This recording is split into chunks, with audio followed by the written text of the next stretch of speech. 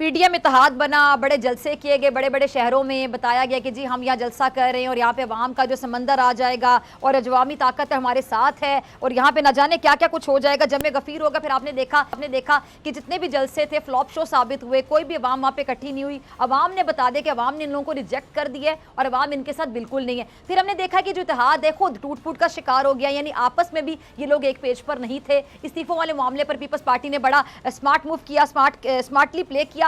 उन्होंने क्या किया कि जी जो इस्तीफों की ऑप्शन है और लॉन्ग मार्च उसको नवाज शरीफ साहब की वापसी के साथ मशरूत कर दिया। नवाज शरीफ साहब को भी दावत दी कि आप आएँ और आप भी आके इस लॉन्ग मार्च का हिस्सा बने। बड़ा अच्छे तरीके से खेला जरदारी साहब ने, बिलावल साहब ने। अब उसके बाद हम देखते हैं किस तरह की खबरें भी सामने आ रही थी कि जी जीडीए जो है उनके रहनुमा पीडीएम के पास कोई पैगाम लेकर गए हैं और शायद कोई दरमियान की बात या कोई मामला हल करने की जानिब जाएंगे, कोई इस तरह के मामला होंगे कि टेबल टॉक के जरिए हल हो जाएंगे। लेकिन वो भी चीज़ धरी की धरी रहेगी, क्योंकि अभी जो आपने प्रेस कॉन्फ्रेंस देखी कुछ देर पहले, मौलाना फजलुर रहमान साहब और मरियम नवाज साहबा जो बात कर रहे थे, मौलाना साहब तो कह रहे थे कि हम पहले से भी ज़्यादा ज़ोरों शोर से इस तहरीक को जारी रखेंगे और हुकूमत को घर भेज कर ही रहेंगे। और साथ ही साथ मुझे समझ नहीं आती कि उन्होंने हुकूमत को टाइम भी दे दिया कि हम आपको मजीद टाइम देते हैं, मोहलत देते हैं इस्तीफ़ा देने के लिए कि मुस्ताफ़ी हो जाए, लेकिन खुद देने चले इस्तीफ़े और कह रहे हैं जी इस्तीफ़े भी जमा हो चुके हैं और साथ ही आप मोहलत भी दे रहे हैं गवर्नमेंट को। यानी आप लोग कंफ्यूज हैं, ज़िमनी इंतखाबात में भी आप हिस्सा ले रहे हैं, सेनेट इंतखाबात में भी हिस्सा ले रहे हैं, तो फिर इस्तीफ़ों की कहानी क्या है?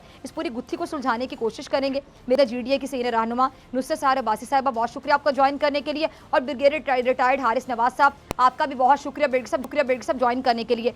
नुसरत, हम तो ये समझ रहे थे कि शायद जीडीए ने जो मुलाकात की कोई ऐसी बात हो गई होगी कि मामला सेटल हो जाएंगे, पीडीएम वाले भी कुछ समझेंगे कि यार जी मामला जो सिचुएशन है वो बैठ के ही हल होंगे, इस तरह कुछ भी नहीं होने वाला, हुकूमत ऐसे नहीं जाएगी। लेकिन ये तो मौलाना साहब को जब मैंने प्रेस कॉन्फ्रेंस करते हुए सुना तो मैं तो बड़ी परेशान होगी कि वो तो मजीद ज्यादा सीखपा नजर आ रहे हैं। वो तो कह रहे हैं हुकूमत को घर भेज कर ही दम लेंगे। ये क्या कहानी है?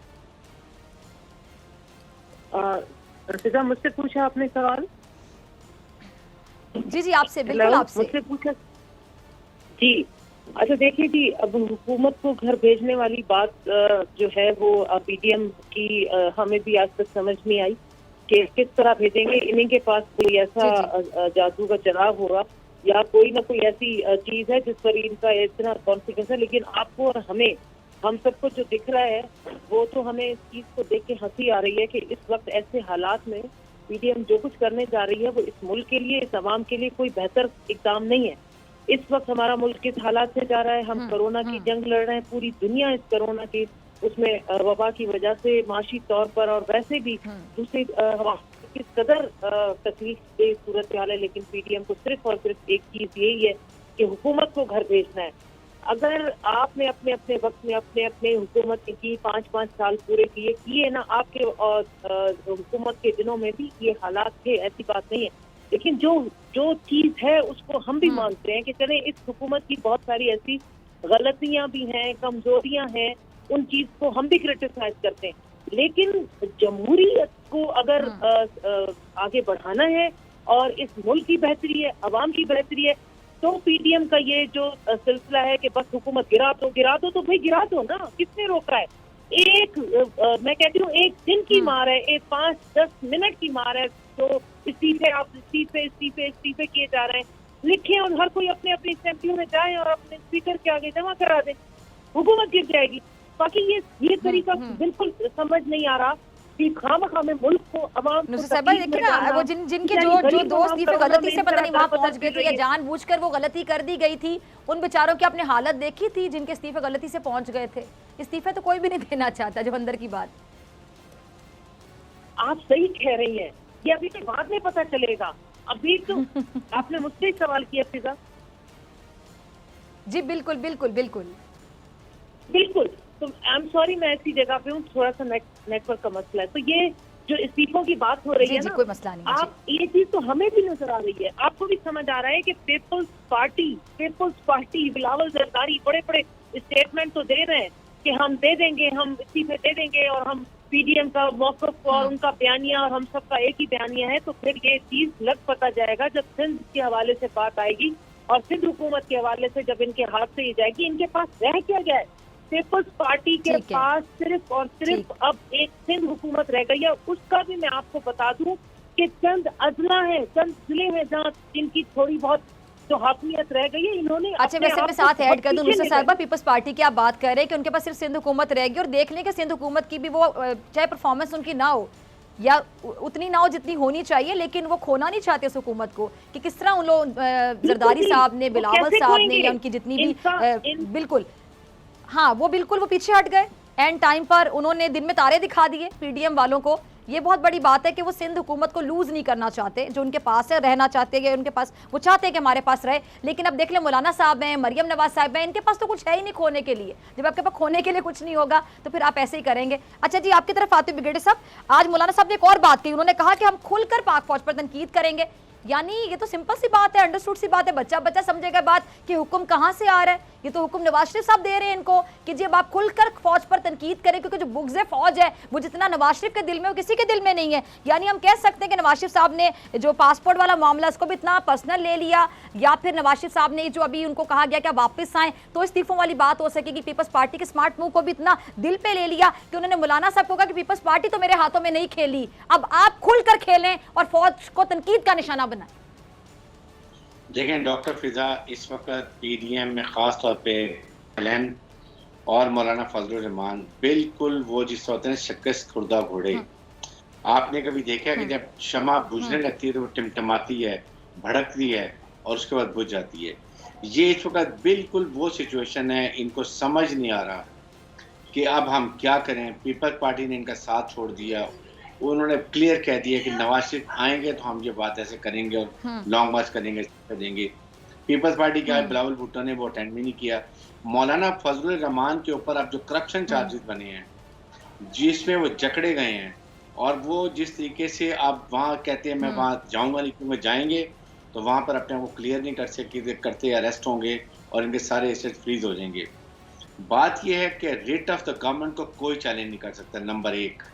नंबर दो, जो ये जीएचक्यू और जेआर रावलपिंडी गेट की बात करते हैं, इंडियन आर्मी के साथ के घोड़े पे बैठ के भी आ जाना, ये फिर भी उनको नज़दीक नहीं फटक सकते। इस इंसान को पता होना चाहिए कि ये कितना बड़ा दुश्मन है पाकिस्तान का, और इस मौके पे दुश्मन के नैरेटिव को लेके चल रहे हैं। इनको शर्म आनी चाहिए। इनको फौज ने बहुत पाला है, इनको पता है कि किसकी कमर पे बैठ के आए हुए हैं। आप क्योंकि वो इनको लिफ्ट नहीं करा रहे, क्योंकि वो जमहूरी हुकूमत के साथ है, जमहूरी हुकूमत है मुल्क के अंदर, और आइन और कानून के मुताबिक फौज हुकूमत के साथ खड़ी है। ये वजूहत है जिसकी वजह से ये ऐसे लफ्ज़ इस्तेमाल कर रहे हैं। इनके खिलाफ आर्मी सिक्योरिटी के तहत इनके खिलाफ मुकदमा होना चाहिए, कानूनी कार्रवाई होनी चाहिए। I think enough is enough. इस तरीके से ये आज बोले हैं, जो इन्होंने थ्रेट किया है, इनकी कोई हैसियत नहीं है। ना ये नेशनल असेंबली के, ना सेनेट के मेंबर हैं। अच्छा जी, ना ठीक है। मेंबर हैं। अच्छा नुसरत साहिबा, आप सीनियर सियासतदान हैं, अभी ब्रिगेडियर साहब ने एक बात की कि इनके खिलाफ तो कार्रवाई होनी चाहिए ऐसे लोगों के खिलाफ। अब जब इनके खिलाफ कभी कार्रवाई हो तो फिर ये कहेंगे जमहूरियत पर हमला हो गया। जैसे कि मुझे बड़ी परेशानी हुई थी कुछ दिन पहले, जब ये मौलाना साहब के लोग उनसे नाराज़ हो रहे थे, मेरे साथ एक मेहमान मौजूद थे और उन्होंने कहा कि जी मौलाना साहब क्या करते हैं कि मौलाना साहब कहते थे जब नैब वाले उनको बुलाते थे, यानी करप्शन की दास्तानें आपकी अपनी है, करतूतें आपकी अपनी है, तो वो पार्टी के लोगों को ऐसे इमोशनली ब्लैकमेल करते थे। वो कहते थे कि ये मुझे नहीं बुलाया गया, ये JUI पर हमला किया गया नैब की जानिब से, यानी अपनी करतूतें आप पार्टी के खाते में डाल देते। तो बेचारे लोग जो है वो उनको इमोशनली ब्लैकमेल किया जाता था। यानी अगर इनके खिलाफ कोई कार्रवाई होती जो गलत कर रहे हैं तो वो कहेंगे जमहूरियत पे हमला हो गया। इसको जरा प्लीज एक्सप्लेन कर दें। मुझे बड़ा दुख होता है कि हर बात जमहूरियत पे आके क्यों खत्म हो जाती है, हर बात का जो हमला है वो जमहूरियत पे क्यों हो जाता है। बिल्कुल सही कह रही फिजा, आपको दुख होता है, हमें भी दुख होता है। हम जिस तरीके से इस मुल्क को इन जैसे लोगों के हाथों तबाह बर्बाद होते देख रहे होते हैं ना, तो हमें इसलिए अंदर तकलीफ होती है कि हमारी आने वाली नस्लों के लिए ये एक बहुत बुरा कदम हो रहा है जो ये कर रहे हैं, ये करने जा रहे हैं। मौलाना फजलुर रहमान साहब को बड़ा दर्द है ना इस मुल्क का, अवाम का और पाकिस्तान का, और उनको तो बड़ा है कि ये तो बहुत दुश्मनों के हाथों में पाकिस्तान चला गया। तो आप लोगों की ने क्या किया? आप जब कश्मीर कमेटी के हम इतने मुस्तकिल रहे मेंबर, तो आपने ऐसे कौन से बड़े काम किए इस मुल्क के लिए, कश्मीर के लिए, या अवाम के लिए? तो ये है, या इस वक्त मरियम नवाज जिस तरीके से ये लेके चल रही है ना, यकीन माने से यही है कि अगर इनके जो पिछले सारे निकाल दिए जाए ना, चट्टे कट्टे जो इन्होंने असासे बनाए और इस मुल्क को तबाह किया, जिनकी सारी जायदादें बाहर हो, खुदा का वास्ता मैं हाथ जोड़ के आपके प्रोग्राम के तवज्जुह से आवाम को कहती हूँ, अल्लाह का वास्ता है, अब तो आंखें खोल लो। क्या आपको समझ नहीं आता, नजर नहीं आता कि जो लोग, जो लीडरान आपके सामने बड़े दावे कर रहे हैं, वो उनका पहन सहन तो देखिए, उनका रहन सहन तो देखिए, जो जूती, जो कपड़े, वो जिस तरह के अंदाज है, वो एक गरीब घर लोगों के महीनों का राशन आ जाए। आप अच्छा नुसरत, सॉरी मैं आपकी बात काट रही हूँ, आपने बहुत अच्छी बात की, लेकिन मुझे लगता है कि अवाम तो ऑलरेडी समझ चुकी है बात। अगर ना समझा होता अवाम ने तो इनको रिजेक्ट ना किया जाता इलेक्शंस में। यानी इन्होंने वोट कितने लिए थे और अपने अपने इलाकों में इनकी क्या वहां पे हैसियत है, क्या इनकी हकीकत है, खुलकर सामने आ गई असलियत कि अब लाहौर के हवाले से जलसा होना था। आपको याद होगा मरियम नवाज बहुत ज्यादा कॉन्फिडेंट थी कि अवाम का जमे गफीर आ जाएगा, और कहने को देखा जाए तो ये इनका गढ़ था लाहौर। लेकिन आप देख लें कि कितनी अवाम आई वहां पे, इक्का दुक्का लोग वहां पे नजर आ रहे थे, और ये इनकी असलियत है। अवाम ने इनको रिजेक्ट कर दिया। अवाम बड़ी समझदार है। हाँ, वो अलग बात है कि ये अवाम को कंफ्यूज करते हैं। जब भी कैमरे पर आते हैं, लोग प्रेस कॉन्फ्रेंस करते हैं, बात करते हैं, तो ये कहते हैं कि अवाम हमारे साथ है, तो अवाम तो इनके साथ है ही नहीं, वो जलसों में नजर आ गया। अल्लाह का शुक्र है कि किसी हद तक अवाम को समझ आई, लेकिन अभी भी अवाम को, अवाम असल में इस वक्त थोड़ी बहुत जो तकलीफ में है वो महंगाई और इस तरह के 2-3 इशू ऐसे चल रहे हैं जिससे अवाम को तकलीफ है। इसी वजह से और वो हैं, बिल्कुल हैं वो बार हम भी कह रहे होते हैं कि खुदारा ये अवाम के मेन जो मसला है महंगाई, इस पर काबू पा लिया जाए तो इसके अलावा बाकी बेहतर तरीके से सब कुछ चल रहा है। ये चीज अगर ठीक हो जाए, और दूसरा करप्ट जितने भी लोग हैं इस वक्त तक, मुझ समेत सारी अवाम की यही तमन्ना है, दिली ख्वाहिश है कि जिस लोगों के खिलाफ करप्शन के केसेस हैं, खुदा का वास्ता नैब को और सबको हम हाथ बांध के कहते हैं कि उन लोगों को का एहतसाब अमली जामा पहनाए उनको। ऐसा नहीं है कि केस चलते चले जा रहे हैं और हम सुनते चले जा रहे हैं नैब के, और अभी तक किसी को भी, एक को भी सजा नहीं आई, ना ही हमारा लूटा हुआ पैसा वापस आया। तो ये चीज जब आप आवाम को देखेंगी जगह जगह बैठकर डिस्कस करते हुए, तो आवाम यही बात कर रही होती है कि यार 2.5 साल गुजर गए, किसको सजा मिली, कहाँ से हमारा पैसा वापस नहीं आया, और हम जो वादे किए गए वो पूरे नहीं किए। ये चीज सबसे, और ये बयानिया GDA का भी है, हम भी इसी वक्त इत्यादि तो जरूर है, लेकिन कुछ चीजें हैं जिस पर तहफ्फुज़ात है कि भाई जो आप वादे करते हैं तो लोगों के साथ या पार्टी के साथ, अपने इत्तेहादियों के साथ, कम से कम उन बातों को पूरा करें। अगर ठीक है जी, ब्रिगेडियर हारिस, ठीक है नुसरत, ठीक है ब्रिगेडियर हारिस, आपका लास्ट कमेंट 30 सेकंड्स है मेरे पास जी। देखें डॉक्टर फिजा, पाकिस्तान की फौज को सबसे बड़ा जो सपोर्ट है वो पाकिस्तान की आवाम को है। ये गलत फहमी में है, कभी पाकिस्तान का मुहब्बे वतन शहरी सवाए मौलाना फजल रहमान के मुट्ठी भर जो गुमराह किए हुए हमारे पाकिस्तानी नौजवान बच्चे हैं, उनके अलावा कोई साथ नहीं है। कभी कोई इस तरफ नहीं देखेगा, और ये इनको इतनी मुंह की खानी पड़ेगी कि ये हमेशा के लिए न सिर्फ सियासत खत्म होगी, बल्कि तमाम इनके हिस्से, हर चीज जो उन्होंने करप्शन से हासिल की है वो पाकिस्तान के अवाम को वापस की जाएगी। सब्सक्राइब करें और बेल दबाएं ताकि कोई खबर रह न जाए।